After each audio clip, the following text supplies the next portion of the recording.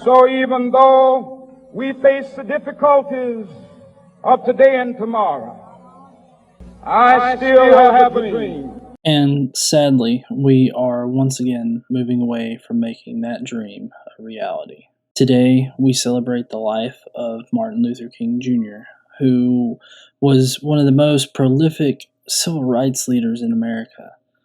He was such a notable civil rights activist that his very being is associated with the ongoing fight for civil rights in America.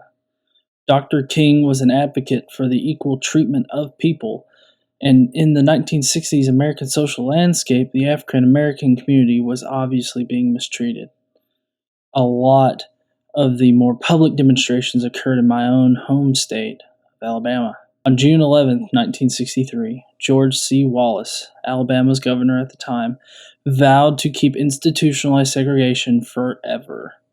He stood in the doorway of the University of Alabama to prevent 2 African American students from attending classes. If this situation doesn't seem familiar, it really should. Well, if I could mention, I have the letter from the governor's office stating that all the county clerks are to issue marriage licenses. And I also have the Supreme Court ruling, and I want to be kind of very specific with the language that's in this ruling, and if you just give me a minute. We know what it reads, sir. It does. It says the court. We know what it reads, sir, and please. we're not issuing any licenses. We've come down. We've been here. We've lived here for over 10 years. We come down here to register You our can go to car. any county, other county, and get your marriage license. We're just not doing it at this time. We own property here. We pay taxes here. We live I'm here. sorry, that's her choice. We have our right. It's not her choice. We have the According right to this ask a document. question. She feels According like to this ruling and according to Governor Bashir, she does not have the right to Then you need refuse to us our talk to license. her. I'm not the clerk. I'll be more than happy to let you talk to her. If you'll just have a seat, we'll be there in just a moment. If it's for then you can discuss that with her. Thank you.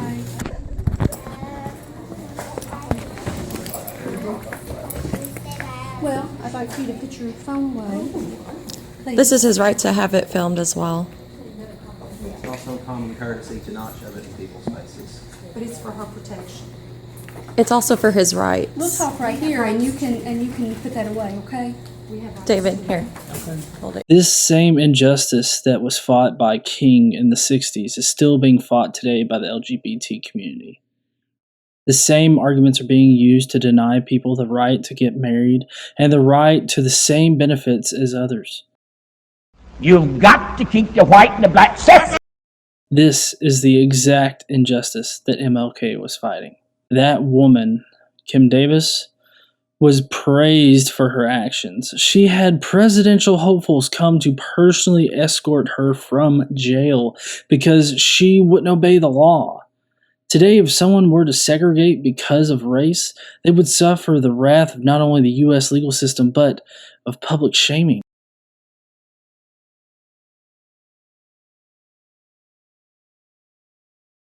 This behavior is regressive. It is beginning to regress our society back to the pre-MLK days, before we had basic civil rights for our fellow man. Some would even argue that they don't even have them now. We have business owners that are using the same arguments as the racists of the 60s. Those are the same racists that MLK would have protested against and would have fought to overcome in our society. Maybe I could understand the denial of certain basic First Amendment privileges because they haven't committed themselves to that over there. But somewhere I read of the freedom of assembly. Somewhere I read of the freedom of speech.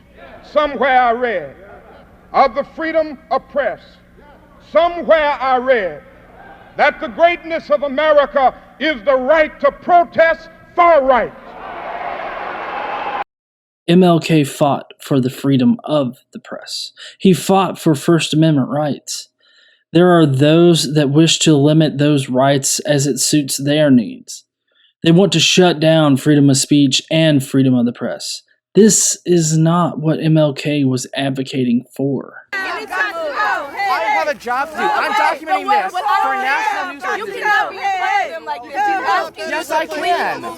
This is the First Amendment that protects your right to stand here, protects mine. You're not going to yell at To those of you celebrating MLK today and have at any point protested marriage equality, protested bodily autonomy, vandalized billboards, have treated another person as a second-class citizen, suppressed the free speech of others, suppressed the freedom of the press, you are spitting in the face of MLK and do not have the right to celebrate his life or act like you're fighting in his corner. We're trying to gain access to the registration office, which is our legal right. There's too many of you. You know damn well there is. Now, y'all just gonna have to wait at the rear. No, Sheriff Clark. We're going in the front. We're gonna wait right here. Segregation is now illegal in this country, sir. I advocate that today we remember the civil rights struggle, the struggle to provide the same rights for everybody in our society. We need to remember MLK's life for what it was and his death for what it was. We need to remember that he was fighting for the equality of all. He was fighting to provide everybody with the same basic rights. In 2016, this is so relevant to the LGBT community as well as other areas of our social landscape now. And I just think that we need to keep this in mind in the coming year. We need to think about what we can do to advance equality in America. We need to think about what we can do to reduce the amount of religious bigotry in our nation, the amount of bigotry in general. We need to consider how we can make these changes real and get back on track with Dr. King's original dream. I still have a dream. I think we all need to take a minute and have a dream of our own. I worry about the future of our city. Any accurate reading of the Bible should make it clear that gay rights goes against the plain truth of the Word of God. As one preacher warns, man in overstepping the boundary lines God has drawn by making special rights for gays and lesbians has taken another step in the direction of inviting the judgment of God upon our land. This step of gay rights is but another stepping stone toward the immorality and lawlessness that will be characteristic of the last days. This ordinance represents a denial of all that we believe in, and no one should force it on us. It's not that we don't care about homosexuals, but it's that our rights will be taken away. And unchristian views will be forced on us and our children, for we will be forced to go against our personal morals. Outside government agents are endeavoring to disturb God's established order. It is not in line with the Bible.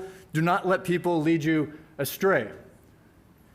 The liberals leading this movement do not believe the Bible any longer, but every good, substantial, Bible-believing, intelligent, Orthodox Christian can read the Word of God and know what is happening is not of God. When you run into conflict with God's established order, you have trouble. You do not produce harmony. You produce destruction and trouble, and our city is in the greatest danger that it has ever been in its history. The reason is that we have gotten away from the Bible of our forefathers. You see, the right of segregation, The right of segregation is clearly established by the Holy Scriptures, both by precept and example. 1 minute. I'm sorry, I've brought the wrong notes with me this evening. I've borrowed my argument from the wrong century. It turns out what I've been reading to you this whole time are direct quotes from white preachers from the 1950s and the 1960s, all in support of racial segregation. All I have done is simply take out the phrase racial integration and substituted it with the phrase gay rights. I guess the arguments I've been hearing around Springfield lately sounded so similar to these that I got them confused. I hope you will not make the same mistake. I hope you will stand on the right side of history. Thank you.